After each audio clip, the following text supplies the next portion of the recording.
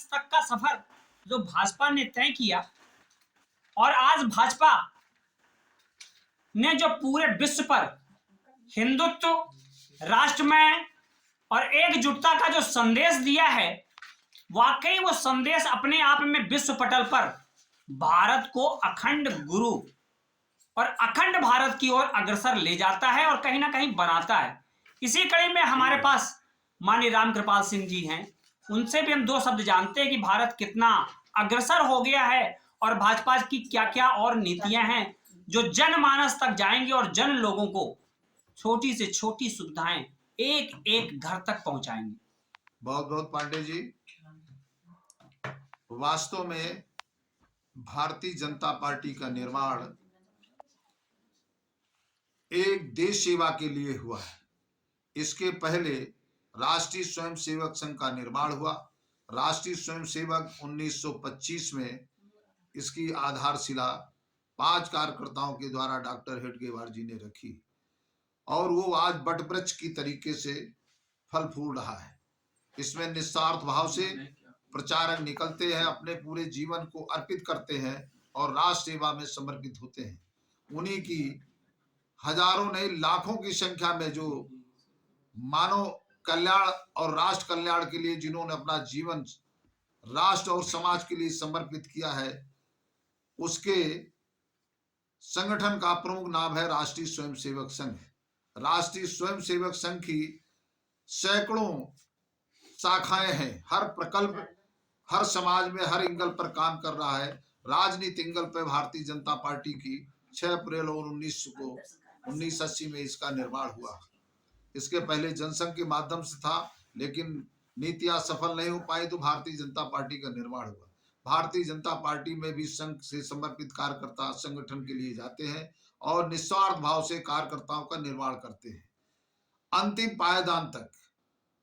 संविधान तो दलित, पिछड़ा और सवर्ण में बांट दिया गया, लेकिन इस समाज को लड़ाने का जो काम किया गया वो पूर्व सरकारों ने किया और संविधान में उसका उल्लिखित है। लेकिन भारतीय जनता पार्टी और राष्ट्रीय स्वयंसेवक संघ की जो सोच है वो एक भारत की है, श्रेष्ठ भारत की है।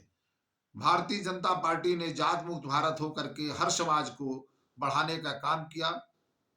इस समय नरेंद्र भाई मोदी का जो सपना और संकल्प है कि पूरे भारत में अध दलित, अध पिछड़ा जो समाज है उससे अच्छे युवा कार्यकर्ताओं को राजनीति में आगे बढ़ाया जा रहा है, दलितों को बढ़ाया जा रहा है, अंतिम पायदान पर बैठा है। देखिए, उसका साक्षात प्रमाण है कि अभी तक देश में एक भी इस तरीके से राष्ट्रपति नहीं रहे हैं जो राजनीति से दूर रहे हों।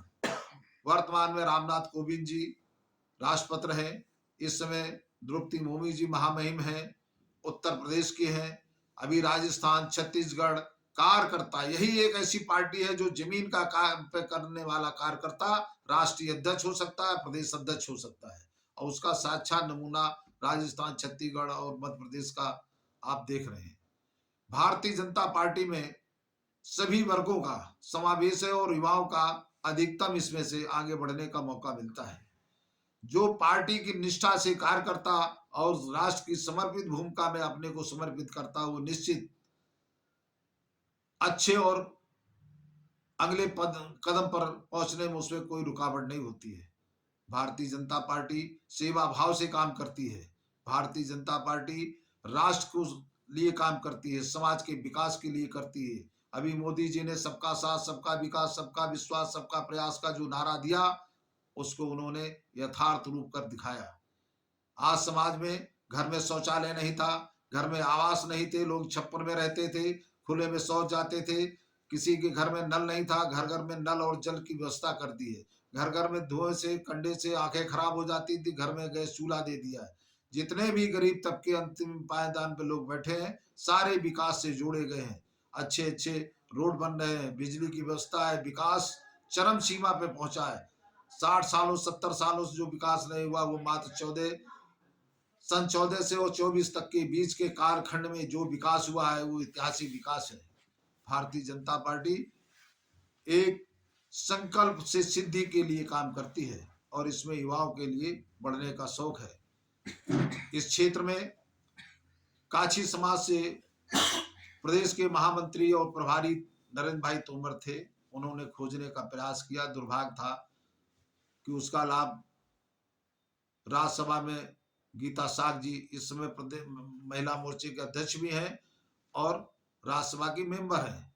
उसके पहले वो समाजवादी पार्टी में थी, किस दृष्टि से देखी जाती है मैं नहीं कह सकता हूं, लेकिन यहाँ पर कार्यकर्ता को हर वर्ग को काम करने का मौका मिलता है।